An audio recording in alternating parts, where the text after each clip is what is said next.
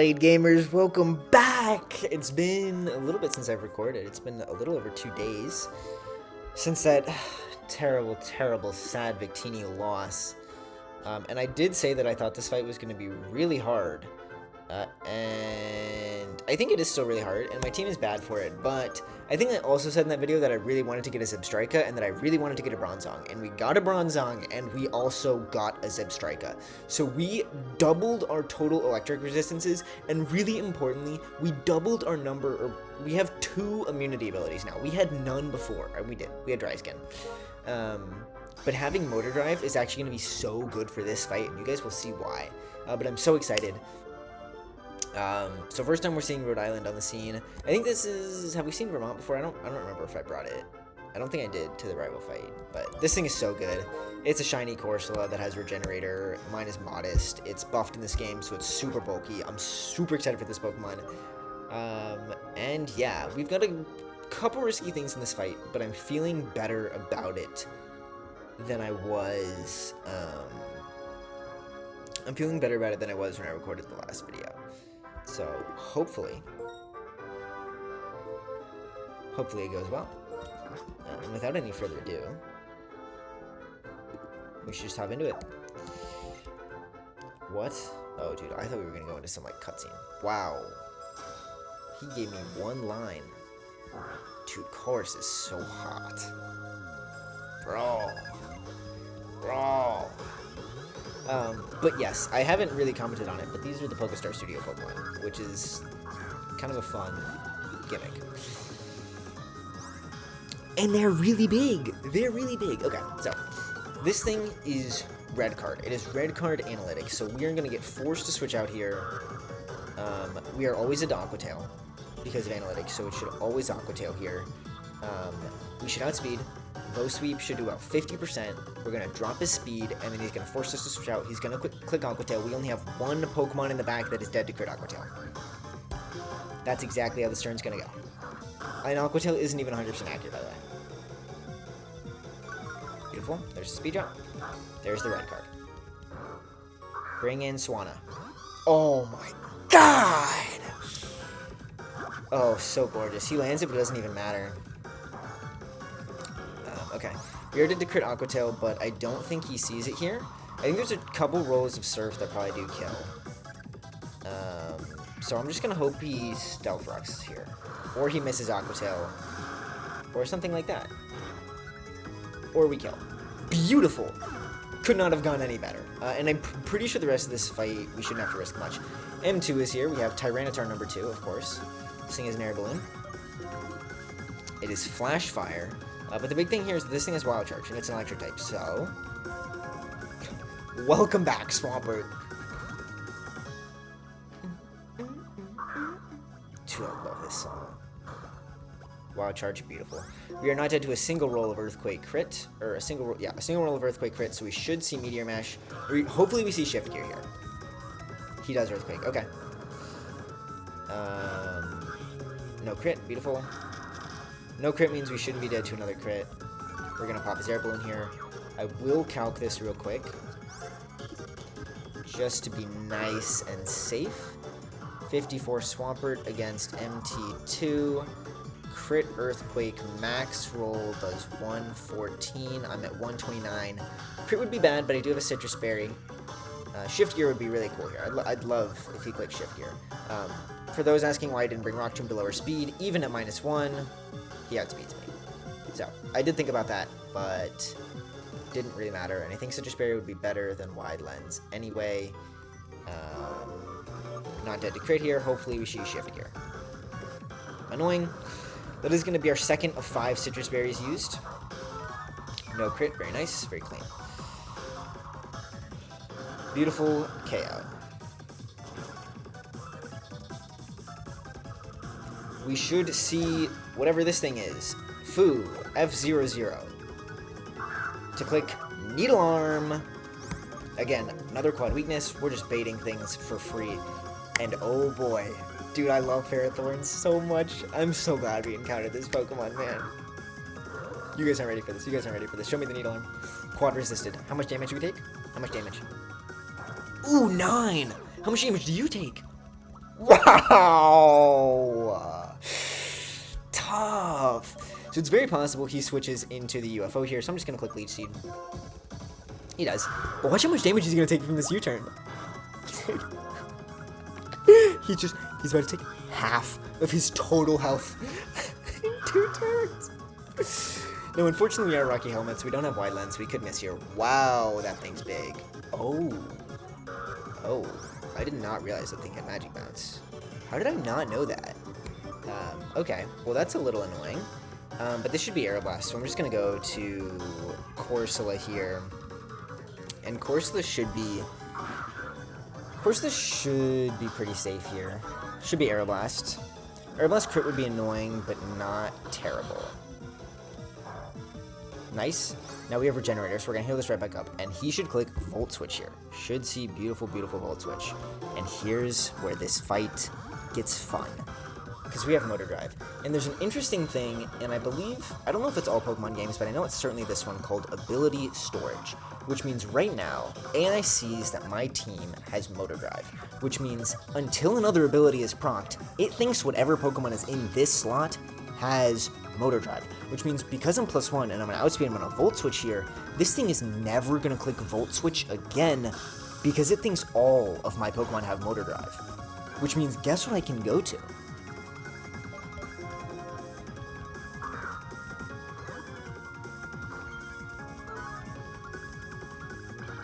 No special defense drop, please. Cool. Dude, he's lefty? I didn't know that, actually. Not dead to Psychic Crit. Power Gem. Special defense drop is bad there. We have to switch. Unless we crit? No. Dude, imagine, though. Okay. He is probably going to recover here, to be fair. But I need the Regenerator HP anyway. He's clicking Psychic, right? Is Zebstrika dead to Psychic Crit? Like, if he does choose to Psychic me here? Let's see. We're in against the Hindenburg Blimp here. With Zebstrika at 54, we are not dead to Psychic Crit. Beautiful. So we're going to get a little bit of healing. We're going to get rid of that, that special defense drop. Nice. I can probably kill you here, actually, right? Maybe? I don't know if I want to risk it. Why not? Alright. I would love to see... do I even want to see Psychic here? Probably. No special defense drop. He might recover, too. He does. Okay. But I would call this good, because I think we can get him in a recover loop here. Like, he might just be dead to Power Gem. Right now. Sorry for the talking in the back about, like, a couple minutes ago. I knew that might happen. Not dead to Psychic Crit. No special defense drop means we're not dead to Psychic next turn. And we're going to heal from Shell Bell. This might kill. Nope. But not a big deal at all. Again, not dead to Psychic Crit. He Aeroblasts me. He's desperate. Obviously not dead to Aeroblast Crit. We're going to finish this up. And oh, baby, guess what we're in on? Guess what we're in on? We're in on a Pokemon that's quad weak to grass, guys. Oh, dude, I love this team. Oh, this might be one of my favorite teams I've ever made, man. Did we risk anything in this fight? No, I was so worried. I mean, admittedly, having Zebstrika made this fight 10 times easier. Dude, it's really funny, too, because I was actually going to risk a crit on this Foo guy, because I was going to use Infernape. I was going to use Infernape, and then I was like, wait, this thing only has physical moves, all of which do, like, 10% to Ferrothorn. Like, U-turn does 20 max. And he takes 25% of his HP every time he attacks me when I have Rocky Helmet. I didn't realize I had Rocky Helmet until I checked my box and I was like, oh, this fight just got really easy. Because We did not attack this guy once. Not once did we attack him. Fellas, Rocky Helmet is broken with iron barbs. That, my friends, is the Colress fight I was so worried about. Dude, that was like clay smoothness.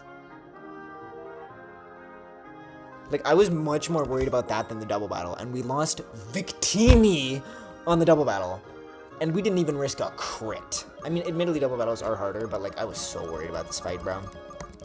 We don't even get another encounter, man. I'm so sad. I'm not even gonna go back, because there's a bunch of trainers I have to dodge, and I want to lock in and not have to talk for it. This piece of grass is gonna annoy me, but we're just gonna end it pretty quickly here. Might do Juan. Juan is a double battle that is permanent rain. That's really, really scary. This team is pretty scary. He has Trick Room here. He has Trick Room there. You get an air balloon. I don't think I'm going to do Juan. I'm going to give myself about a day to make that decision. Because air balloon's a single-use item. To do a double battle rain fight, just to get a single-use item, seems risky. So, like, I'm going to see if I can do it risking, like, 1 crit or less, and if so, I'll probably consider it. But otherwise, we're probably just going to go to Skyla. And you can't delay this until after Skyla. That's how this game works, so don't want to delay. This is Skyla. I have a strat kind of in mind for Skyla. We'll see how well it works. I might switch it up. I haven't really decided. Potentially using like Scrafty, Fake Out, Detect strats. But I think Skyla should be a pretty interesting fight. I'm kind of looking forward to it, more so than I was looking forward to Elisa. And I feel like I've got some Pokemon in my box. Like, getting Bronzong and Zebstrika, and then having, like, Archeops with Rock Slide, and having, like, this thing which is so fast because it's plus speed nature, and, having Dugong with Fake Out and Ice moves, and Scrafty with Fake Out and Detect when it's weak to flying. Like, oh, I'm really excited.